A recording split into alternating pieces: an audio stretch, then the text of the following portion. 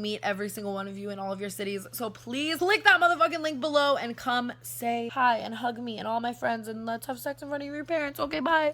Hi guys, it's Tana Mojo. Welcome to my channel, or welcome back to my channel. Today I am so excited because I am going to waste the fuck out of your time. I was looking through my channel the other day and I realized I have not sat down and told you guys a pointless, stupid, melodramatic, first world problem story time. And honestly, that's how I started my channel. I used to only tell stories like this. And I really miss just sitting down in front of the camera and telling you guys a stupid fucking story for the hell of it, like I would tell my friends. And to be honest with you, I have a lot of really serious, deep, long, not that funny story times that are coming up in the near future, like why I got evicted from my house, my asshole fucking landlord, or a very fucking weird stalker update that is long overdue. I have some stories about the Teen Choice Awards and like Dr. Phil and all that kind of stuff, but those are all really like deep, heavy stories that are gonna be like 30-minute long videos.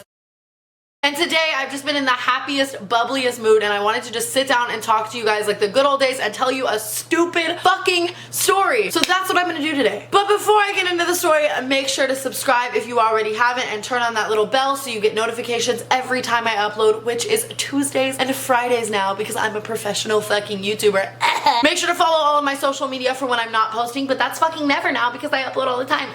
Like I said in the beginning clip, I am going on a world tour, so the links for that are below as well if you want to come meet me and hang out with me and my friends for a cheaper fucking price, and all of my merch and stuff is below as well. But now I'm going to get in to the story. So before I actually get into the fucking meat of the story, before I get into the fucking breast of the chicken of this story, I want you guys to put your feet in my shoes. I want you to feel empathy for where I stand on this deeply emotional matter. So I'm gonna walk you through a time of my life. I'm a girl. Sometimes. I like accessories. I especially like purses. I used to always interchange my bag per outfit so that they would match for each outfit. Growing up, I was never able to afford designer items, but I was always obsessed with designer items and fashion and luxury and well-made things and like fashionable pieces and like runway fashion and all that kind of stuff. And after starting YouTube, I was so grateful to be able to on occasion afford a really nice designer piece. And I bought some really nice bags in the past and I liked them and all, but they weren't the one, you know, so I ended up giving them to my mom, or they would sit in my closet and I would carry them on special occasions. And one day I was scrolling through my Instagram feed being the basic hoe that I am, and I saw a photo of Kylie Jenner with this small black and red Louis Vuitton backpack. And as the weeks would go by, I began to scroll through Instagram and Kourtney Kardashian had it. I saw Simply Nessa 15 carrying it. I saw Sydney Carlson carrying it. I saw Maddie Bragg carrying it. I saw Rihanna carrying it. It's like everywhere I went on social media, I was seeing pictures of this bag. And I decided I fucking wanted it. It was black and red. I always only wear black, white, or red. I knew it would match every single outfit I wore every single day, so it was a practical purchase. I like backpacks over purses because then both of my hands are free because I have a big giant dick and I don't like to carry a purse like a fucking lady. It was a small bag, so it was the perfect size to be lightweight and never hurt my shoulders or anything like that. I could just put, you know, like my wallet in it, a portable charger, maybe some chapstick, a receipt. The bare necessities could fit in this bag. I could take it to music festivals because it was lightweight, it'd be on my back. I could travel with it on an airplane because it would hold just my passport and like a boarding pass and a few more items. Nothing would get, you know, mixed up. I would never have to search and dig through my bag. And on top of all of that, it's like the hot new item right now. Everyone has it. It's super fucking trendy. I needed this bag. I went online to the Louis Vuitton website to see that it was sold out everywhere, and my world was shattered.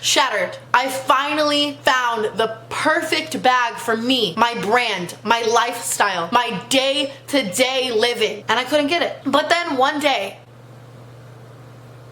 by fate, I was walking through the mall with Isabella and Amari, and we weren't even shopping for me, we were shopping for them, and there was a little Louis Vuitton store inside of a Neiman Marcus, not even thinking about the bag. At this point, I had told myself, you're not gonna get the bag, it's too hard to find, every celebrity has it, it's sold out everywhere, whatever. I decided to peruse into the Louis Vuitton store, simply to look at other bags, or for a wallet, maybe a pair of sunglasses, an eau de parfum. And as I walked in, behold, before my eyes was one of this little backpack sitting in an enclosed glass case with its own lighting on it. The fucking Beyonce of purses. And so I look at the worker and I'm like, I want that bag. Please get me that bag. You don't even understand. I've been on a manhunt for this bag and it is sitting right there. And so he goes to the back of the store and he's like, I'm sorry, but like we're all sold out. We don't have any. The only one they gave us was this one to put on display. But I don't think I should sell that to you. It's not new, like it's beat up. And I was like, no, I'll take the display gladly. I don't care if it's beat up. I don't care. I want that bag. Take it out of the display. Please sell me the bag. And by the grace of God, he took it out of the display and he sold me the bag. I didn't even take a bag from the store. I didn't even take tissue paper. I didn't have him box it up all nice. I literally paid for it and put that shit on my back. And from that moment on, this bag and I were inseparable. We were star-crossed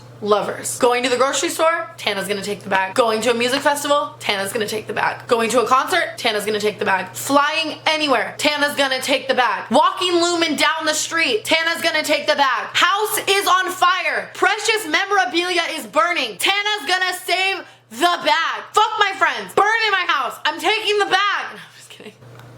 And everyone around me would honestly almost give me shit for it because I always was changing my bags out all the time. I was always carrying different bags. I loved accessories. But all of a sudden, it was me in this bag. We were riding or dying. We were fucking rocking for each other. We were fucking friends till the end. I took her everywhere. And so like 3 months ago, I got the opportunity to go to Australia on tour and meet you guys. And I was so stoked. I never thought that sitting down in front of my camera and making these fucking horrible videos would take me places like that. And I immediately said yes. I knew it was an opportunity of a lifetime. The second I get off of the call from finding out that I'm going to Australia, I could have told my mom. I could have told my friends. I could have told my family. I could have told anyone on my team. I got off the phone and I walked over to my bag and I said, we're going to Australia, baby. And she sat there as beautiful as ever. But little did I know in that moment, she wouldn't come back from Australia the same. She wouldn't come back from Australia the way she was sitting in that moment. And it's fucked up. I owed her more than that. So the time comes to go to Australia and I'm going with my manager, Jordan.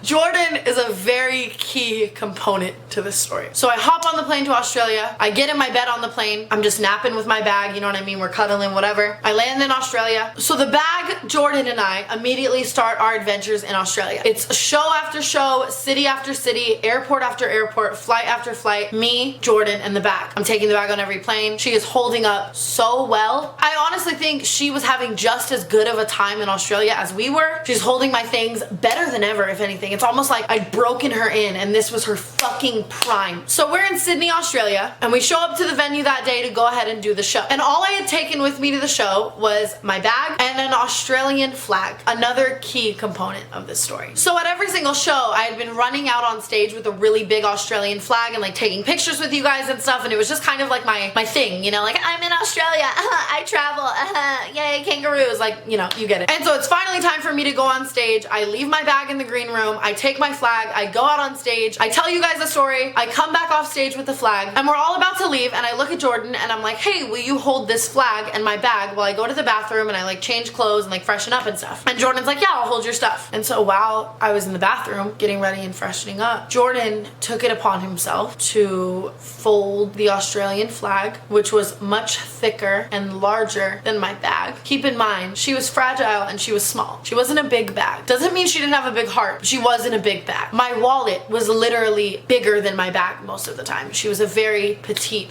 girl. And he violated her. He shoved a giant Australian flag into her until she was bursting at the seams. And then he zipped her. Imagine, put yourself in her shoes. You can't breathe. You're full to the brim. Someone's pushing your zipper closed and you just can't do it anymore. So then I come out from the bathroom and I'm like, where's my bag? Where's the flag? And he's like, here's your bag. I put the flag in the bag. And immediately I dropped everything. We weren't leaving anymore. How could you put the flag in the bag? I said. I folded it up and stuffed it in there, he said. Why would you do that? The flag is clearly thicker and bigger than the bag, I said. I didn't want to hold the flag anymore, he said. I'll just unzip it, I'll take the flag out, no big deal, I said. I began to unzip the bag, and to my surprise, I found that the bag would no longer unzip. She couldn't do it anymore. And so I began trying harder. Shortly after, I realized that the flag was stuck in the lining of the zipper. But like I told her from the beginning, it's me and you, baby. I'm gonna get you out of this, and I'm gonna fix it. You might be a little hurt, but I'll be here for the healing process. I wasn't even mad at Jordan. I went into fight or flight mode. Like when someone's having a heart attack, or someone's dying, or something's going on that's tragic, you don't cry.